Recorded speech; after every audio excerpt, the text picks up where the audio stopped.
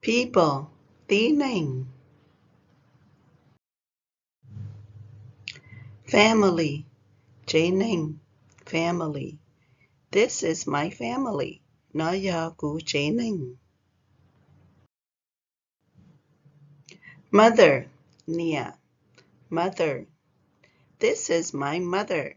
Nó do của nia.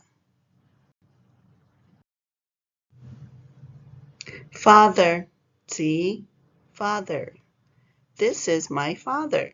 Nó do của tí. Sister, moi, la vinh dầu. Sister. This is my sister. Nó do của từ moi. Nó do của từ vinh dầu. Brother, cứ tí là nu. Brother. This is my brother. Nó do của từ cứ. Nó do của từ tí lâu. Nó do của từ nu. Grandmother, bó là nhẹ tay. Grandmother. This is my grandmother. Nó do của bó. Nó do của nhẹ tay. Grandfather, nhớ là nhớ gì. Grandfather. This is my grandfather. Nó do của nhớ. Nó do của nhớ gì. Siblings, nu moi. Siblings. These are my siblings. Nó do bây giờ nu moi.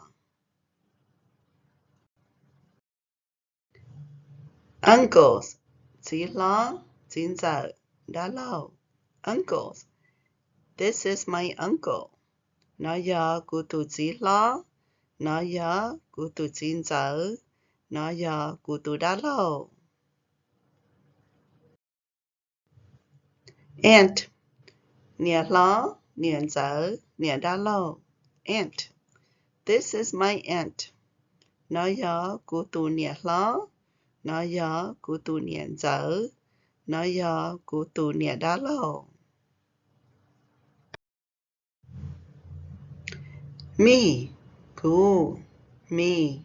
This is me. Nó do của.